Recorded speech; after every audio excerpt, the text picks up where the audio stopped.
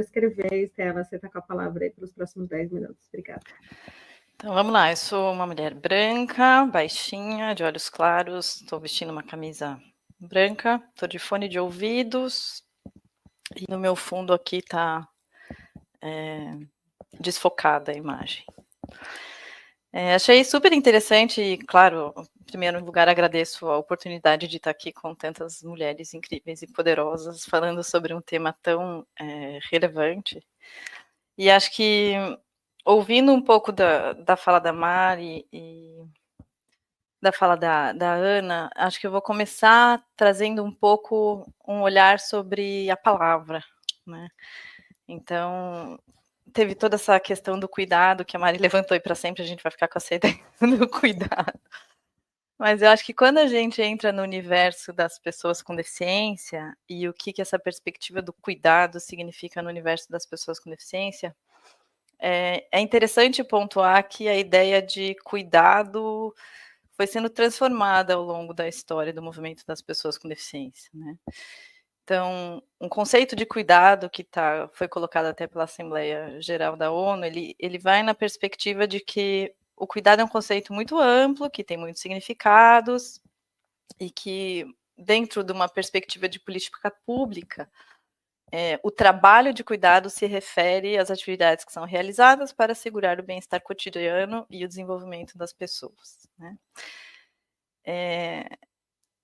Isso não se confunde com o conceito de apoios, né? Ele se sobrepõe, mas não é exatamente a mesma coisa. Então, a Catalina Devandas, que foi a relatora especial sobre os direitos das pessoas com deficiência, ela chama de apoios a assistência que as pessoas com deficiência podem necessitar para realizar atividades da vida diária e para participar ativamente da vida em suas comunidades. Por que eu estou trazendo essa coisa da linguagem, né? Que o que aconteceu é que ao longo da história, o movimento das pessoas com deficiência veio trazendo muitas críticas em relação a esse modelo de cuidado, né? Uma matiz do cuidado na perspectiva de caritativa, o cuidado associado à ideia de dependência, né? E se trabalhou sempre muito numa perspectiva de promoção do paradigma da vida independente, os movimentos de vida independente. Hoje em dia, no contexto internacional, e eu trago um pouco do internacional, porque boa parte do trabalho que eu faço nessa área também é no cenário internacional, cada vez mais a gente tem utilizado a expressão sistemas de cuidado e apoios, né? Para quê? Para conseguir de maneira transversal, abarcar todos os públicos, né, e em especial, quando a gente fala das pessoas com deficiência, essa dimensão do apoio é muito relevante. E aí, quando a gente pensa nos marcos conceituais e no desenvolvimento da política, e isso está colocado, enfim, né, na proposta, eu acho que é sempre legal repisar, que a ideia do direito ao cuidado, ela abrange, na verdade, as 3 dimensões, né? Então, é o direito de fornecer o cuidado, o direito de receber o cuidado e o direito ao autocuidado. E se pensar sobre isso na perspectiva de gênero é delicado, né? Tantas coisas interessantes que foram colocadas aqui, eu volto e meia me pego pensando, né? Sai correndo no meio da reunião, vai buscar a criança, volta e tem que dar conta de tudo. Como é que a gente consegue, né? O quão mais sensível são todas essas questões quando a gente está diante de pessoas com deficiência, né? Pessoas com deficiência que querem cuidar, pessoas com deficiência que têm o direito de serem cuidadas, né? E de exercerem o seu cuidado. Então, um pouco o viés da minha fala, da minha troca com vocês, acho que passa por isso. O que eu queria contar para vocês é que no contexto internacional, toda essa discussão do cuidado está super colocada, né? É recente, na verdade. Então, no sistema ONU, em 2022, o comitê da ONU que monitora a Convenção sobre os Direitos das Pessoas com Deficiência, que hoje no Brasil vale como se fosse a nossa Constituição, né? Então, é a norma que vai pautar de toda e qualquer política e legislação nacional. Ele adota as chamadas diretrizes para desinstitucionalização, né, inclusive em situações de emergência. Então, são diretrizes que buscam orientar e apoiar os estados, né, a realizar os direitos das pessoas com deficiência de viver de forma independente de serem incluídas na comunidade. fala da institucionalização e traz aí já alguns elementos sobre sistemas de apoio e cuidado baseados em direitos humanos. E é interessante pensar, né, por que o cuidado tem relação com a institucionalização e com a desinstitucionalização. Em 2023, o Conselho de Direitos Humanos da ONU foca a sua discussão nos sistemas de apoio para garantir a inclusão comunitária das pessoas com deficiência, em especial olhando para todo o histórico, né, o que aconteceu com essas pessoas ao longo da pandemia. E aí vem uma série de normas. Em julho do ano passado sai uma resolução que designa o Dia Internacional do Cuidado e do Apoio. Em setembro sai uma nova resolução que vai incluir a economia do cuidado como um pilar temático. A gente vê que a coisa começou a ferver. Em outubro sai uma resolução que fala especificamente, uma resolução do Conselho de Direitos Humanos, que vai falar da centralidade do cuidado e apoio a partir de uma perspectiva de direitos humanos, né, e que reconhece os direitos das pessoas com deficiência nesse contexto dos sistemas de cuidado e apoio. Isso no âmbito do sistema ONU. No âmbito do sistema de proteção regional, né, a Corte Interamericana de Direitos Humanos, também ano passado, deu início a um processo de elaboração de uma opinião consultiva, né? Então, o governo da Argentina fez essa solicitação, a Corte iniciou esse processo de construção da opinião consultiva, e em relação ao conteúdo e ao alcance do cuidado como um direito humano, né? E da correlação desse direito com outros direitos. Então, quis trazer um pouco essa pincelada do que está rolando no cenário internacional, só para reforçar que, de fato, todo o processo de construção que está acontecendo no Brasil é super atual, e que eu tenho a sensação que tem muitas coisas acontecendo no campo internacional e fontes interessantes que a gente deveria buscar, que a gente poderia aproveitar nesse nosso processo aí de construção. O que eu trago como uma certa preocupação e um pouco de compartilhamento aqui para a gente pensar juntas? Então, quando a gente pensa nas pessoas com deficiência e a gente pensa na ideia do cuidado e dos apoios, isso tudo tem relação com um artigo específico da Convenção da ONU que trata sobre vida independente e inclusão na comunidade, né? Então, viver de forma independente e incluído na comunidade, para as pessoas com deficiência, isso acontece quando o cuidado ou os apoios, né, são oferecidos. Então, a gente pode falar da acessibilidade, que é necessária para que a pessoa possa transitar na rua, para que ela possa pegar um transporte, a inclusão e todas as adaptações razoáveis que eu posso ter no ambiente de trabalho, para que essa pessoa seja incluída, né? Mas tem elementos que são muito sensíveis aqui, que dizem respeito a uma parte muito personalíssima, né? Então, as pessoas com deficiência, na ótica da convenção, elas têm que ter o direito de escolher aonde elas querem morar, com quem elas querem morar, né? De que maneira elas querem conduzir a sua própria vida, né? E para que isso aconteça, o que a gente precisa ter? Né? Que tipo de apoio, de cuidado precisa ser ofertado? É diferente do cuidado da criança, é diferente do cuidado do idoso. Aqui a gente trabalha, de fato, numa perspectiva de apoio, né? Uma diversidade de serviços de apoio que podem ser providos de diversas maneiras, né? Então, com auxílio de organizações da sociedade civil, nas residências, no próprio domicílio das pessoas, serviços de apoio comunitário, serviços de atendentes pessoais, tem uma gama de coisas que poderiam ser ofertadas para possibilitar que essas pessoas, de fato, acessem o apoio, o cuidado e possam viver incluídas na comunidade, né? E na prática, hoje no Brasil, as estruturas que a gente tem estão colocadas, estão funcionando, mas existe um espaço muito grande para que a gente pudesse trabalhar essas estruturas de maneira mais inclusiva, né? Para que, de fato, as pessoas com deficiência pudessem estar nesses espaços com mais autonomia, com mais direito à escolha e à decisão em relação à sua forma de viver.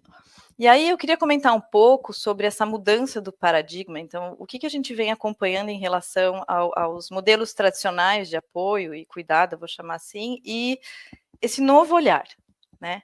Então, enquanto os modelos tradicionais, eles olham, né, para os destinatários como pessoas dependentes, como beneficiários passivos, né, do sistema, quando a gente olha para esse modelo focado em direitos humanos, a gente tem os beneficiários num outro papel, né? Então, esses beneficiários, eles não são meros sujeitos passivos do cuidado e do apoio, eles têm que ter assegurada a possibilidade de definir a extensão do apoio, que tipo de apoio, por quanto tempo eu preciso do apoio, que apoio é esse, como eu quero que esse apoio aconteça, né? Então, nos modelos mais tradicionais isso não acontece, né? Então, quando a gente pensa nas instituições, enfim, a pessoa não escolhe nada, a pessoa é colocada ali ela vive da maneira como a estrutura funciona, né? Na perspectiva de direitos humanos, a gente está falando de uma rede de serviços e produtos que permitem às pessoas com deficiência realizarem as suas atividades da vida diária dentro desse contexto maior de inclusão, né? Elas exercem autonomia, enfim.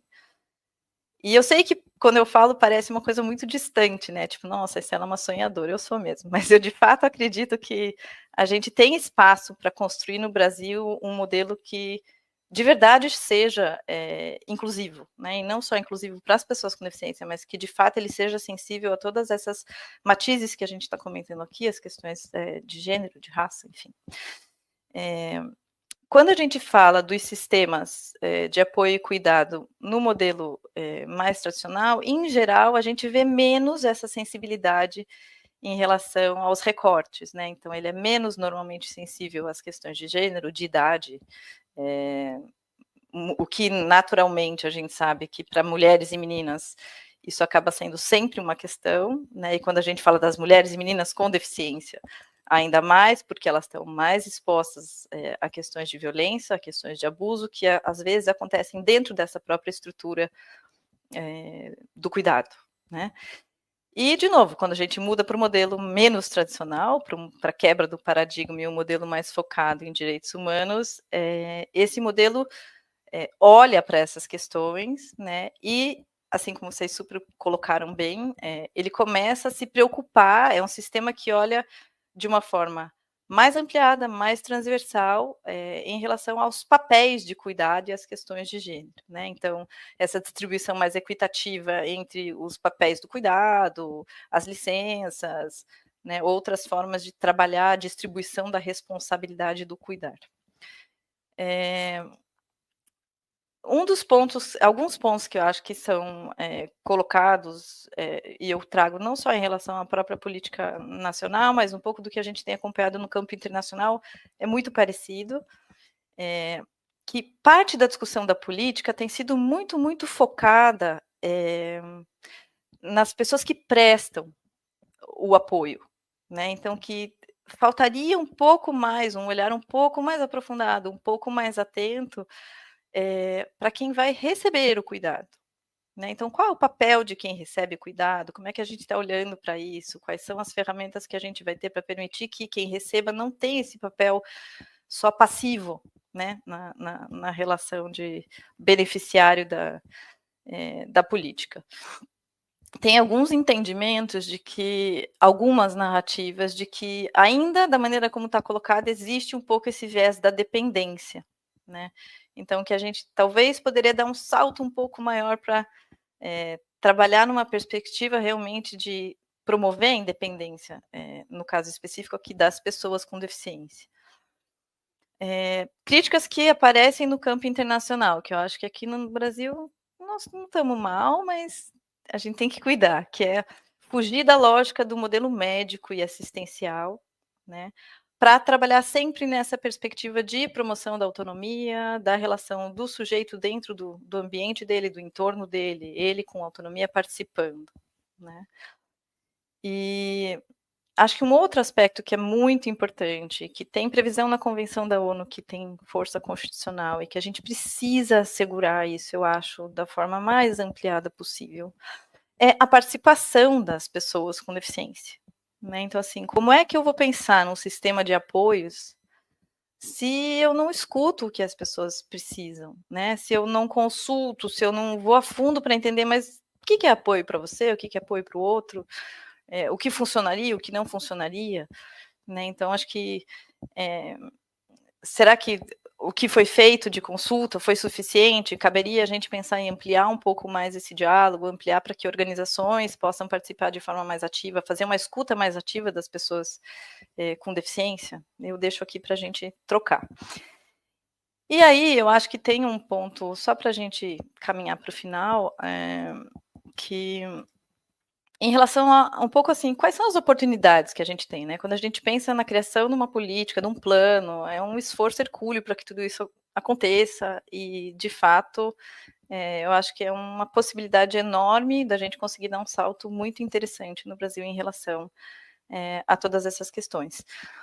Então, acho que um ponto crucial é lembrar, ao longo de todo o processo, e incorporar ao máximo possível essa abordagem de direitos humanos, né? Então, não esquecer que o que a gente está falando de cuidado, de apoio, né, com todo esse cuidado que a gente teve com a linguagem, é que, no fundo, tudo isso é feito para assegurar direitos, né? Então, assim, é claro que tem um olhar econômico por trás, isso é muito importante, mas eu acredito e já escrevi sobre isso, e acho que, de fato, a gente está chegando num momento no Brasil que mais e mais isso vai começar a acontecer, que é a gente pensar no investimento do recurso público, não só numa perspectiva de dispêndio, né, mas como um investimento realmente. Então, assim, o que significa investir no cuidado e na oferta de apoios, né? Isso tem um impacto. Se essa pessoa tem apoios, se ela tem o suporte, ela também acaba sendo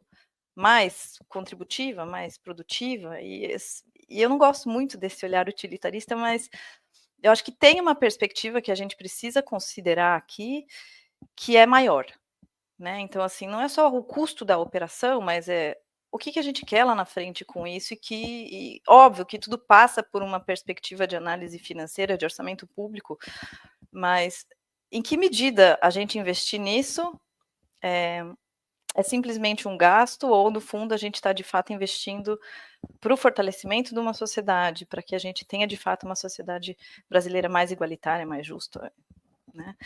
E, por fim, eu acho que eu queria mencionar que tem, dentro desse passeio todo que a gente fez aqui rapidamente, tem uma convenção específica da OIT, que é a Convenção 156, que trata especificamente sobre igualdade de oportunidades e de tratamento para homens e mulheres, né? Ela é uma convenção antiga, de 81, que tem exatamente essa perspectiva de combater a discriminação no ambiente de trabalho, enfim.